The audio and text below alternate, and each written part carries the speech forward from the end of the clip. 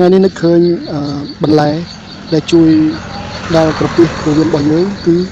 ពោតបារាំងគឺបងប្អូនបាទអញ្ចឹងផ្លែឈើនេះទូចៗអញ្ចឹងយើងត្រូវយកវាលាងឲ្យស្អាតមកបន្ទាប់មកយើងហាន់វាជាកង់ល្មមតែយើងដាក់ចូលក្នុងដប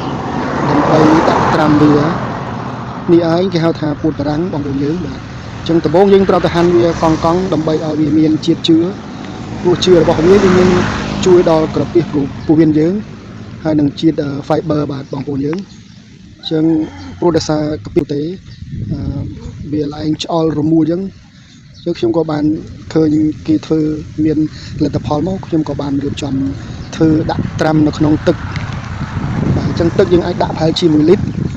ហើយពោតបារាំងខ្ញុំទិញពីផ្សារមកប្រហែលជា3ខាំបងប្អូនយើង3ខាំហើយយើងអាចហាន់ជាកង់ហើយបន្ទាប់មកយើងក៏បានដាក់ត្រាំក្នុងទឹកដាក់ត្រាំក្នុងទឹកក្នុងដបបាទដាក់រហូតដល់ចិត្តពេញបាទបងប្អូនយើងចិត្តពេញហើយមើលជឿរបស់វាគឺវាមានជាតិតែអញ្ចឹងវាអាចជួយដល់ក្រពះសម្រួលក្រពះពោះវៀនរបស់យើងបងប្អូនយើងអញ្ចឹង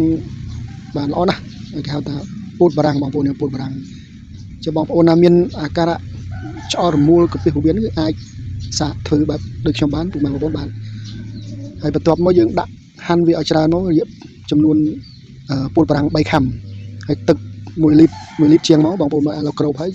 បន្ទាប់មកខ្ញុំក៏បានក្លុកវាចុះឡើងដើម្បីឲ្យជាតិជឿនឹងវាចេញមកខាងក្រៅបន្ទាប់មកខ្ញុំក៏បានយកវាទៅក្លាសេ